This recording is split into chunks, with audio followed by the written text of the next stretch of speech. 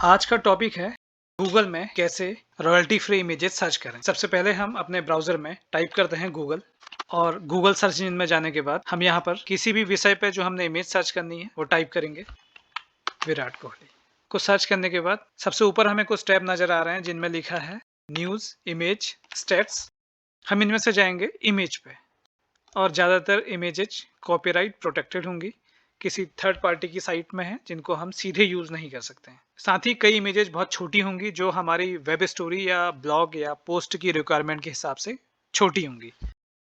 हम देखेंगे इनको कैसे यूज करना है। इसके लिए हम जाएंगे टूल्स बटन में।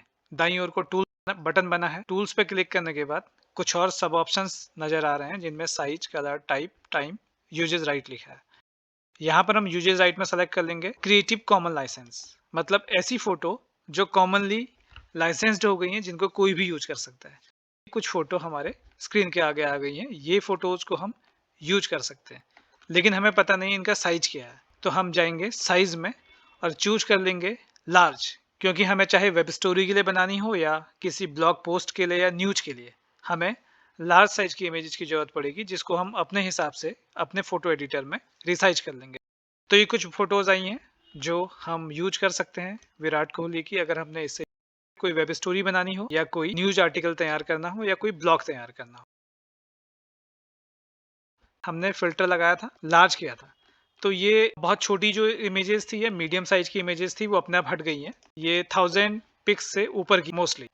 सिमिलरली बाकी फोटोज, कई बार हमें जो फ़ोटो चाहिए वो क्रिएटिव कॉमन लाइसेंस के अंदर नहीं मिलेंगी, तो इसके लिए हमको वापस ऑल फ़ोटो सेलेक्ट करनी होंगी। जब हम ऑल में आ गए तो हम एक बार फिर से सेलेक्ट करना पड़ेगा टूल्स के अंदर जाकर साइज लार्ज, और हमने लार्ज साइज सेलेक्ट कर लिया। फॉर एग्ज़ाम्पल यह फ़ोटो हम लेना चाह रहे हैं, जब हम इस फ़ोटो को यूज करना चाहेंगे तो हमें इस फ़ोटो को एडिट करना पड़ेगा। जैसे आप देख रहे हैं ये बाईं तरफ को एक इमेज दिख रही है जिसमें सिमिलर फ़ोटो यूज की गई है लेकिन इसके साथ एक और फ़ोटो बैकग्राउंड में डाली है।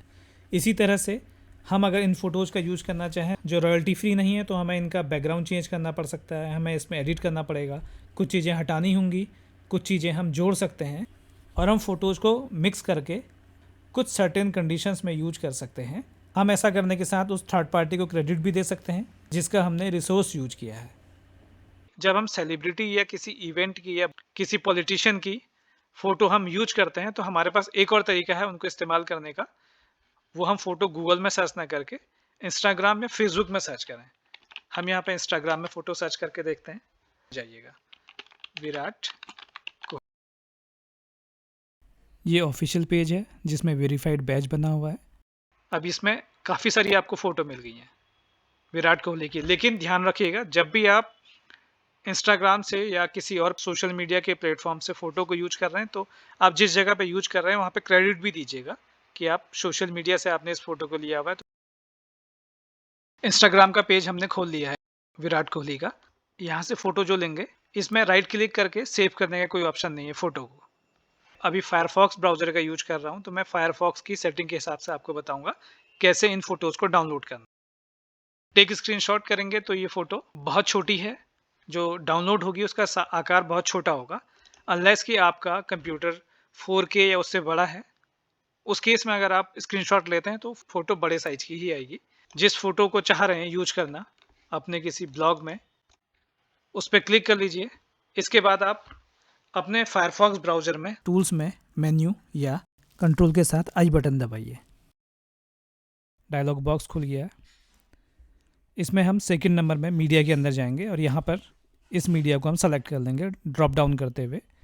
और भी फ़ोटो दिख रही हैं, हमें जो रिक्वायर्ड फ़ोटो चाहिए वहाँ पर हम माउस को ले जाएंगे। ये फ़ोटो थी और इसका साइज़ दिखा रहा है। सेव एज पे क्लिक कर लेंगे और जैसा मैंने पहले बताया था कि हमको फ़ोटो डाउनलोड करने के साथ नाम भी चेंज करना चाहिए उसका, तो जो रिक्वायर्ड नेम है वो हमने यहाँ टाइप कर दिया और उसके बाद सेव कर दिया। हमारे स्टोरेज में जिस फोल्डर का हमने पाथ दिया वहाँ ये सेव हो जाएगी। इसके अलावा हम और भी फ़ोटो यूज करना चाहें तो हम इसको सेलेक्ट ऑल करके सारी फ़ोटो सेलेक्ट कर लेंगे। उसके बाद हम सेव एज करके किसी भी फोल्डर को सेलेक्ट कर लेंगे जहाँ हमने सारी फ़ोटो डालनी है, सेलेक्ट फोल्डर, और ये सारी इमेजेज सेव हो जाएंगी वहाँ। इसमें कई इंस्टाग्राम की सिस्टम इमेजेज भी हैं और कई छोटे आइकन्स भी हैं। अगर हमने कोई ऐसी फ़ोटो यूज करनी है जो बहुत ऊपर नहीं है, जिसके लिए हमें स्क्रॉल डाउन नीचे करना है, क्योंकि एक बार में लिमिटेड सेट ऑफ फोटोग्राफ्स को ही सेव करता है जो इसकी कुकीज़ में आती हैं। तो अब हमें उसके लिए क्या करना होगा, हमें नीचे की कुछ उन फोटोज़ पे क्लिक करना होगा। इस तरह की जितनी भी फ़ोटो हैं जिनको हम चाह रहे हैं कि ये हमारे कंप्यूटर में सेव हो जाएं, इसके लिए हमको पहले उन फ़ोटो को सेलेक्ट करके बड़ा करना होगा, और एक बार जब वो फ़ोटोज़ कुकीज़ में आ जाएंगी तो फिर हम उनको फिर से कंट्रोल के साथ आई, अगर हम फायरफॉक्स ब्राउज़र में हैं तो सेकंड टैब मीडिया, और यहाँ से हम सेलेक्ट ऑल करते हुए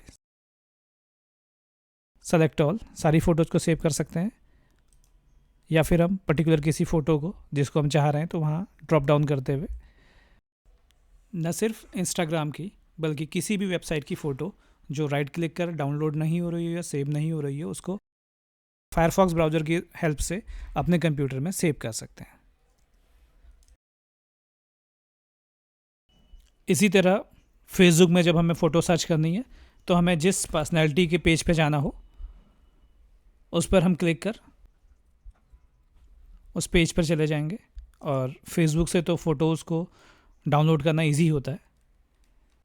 यहाँ पर राइट क्लिक करके भी आपने डाउनलोड किया होगा फ़ोटो को, राइट क्लिक करके ओपन इमेज न्यू टैब का ऑप्शन आता है, और न्यू टैब में जब इमेज खुल जाती है तो आप इसे सेव कर सकते हैं अपने कंप्यूटर में। आपको जिस इवेंट या जिस सेलिब्रिटी से रिलेटेड फोटो चाहिए, आप उसके इंस्टाग्राम या ट्विटर या किसी और सोशल मीडिया हैंडल पर जाकर फोटोज को डाउनलोड कर सकते हैं। अगले वीडियो में फिर मिलेंगे एक नए टॉपिक के साथ। धन्यवाद।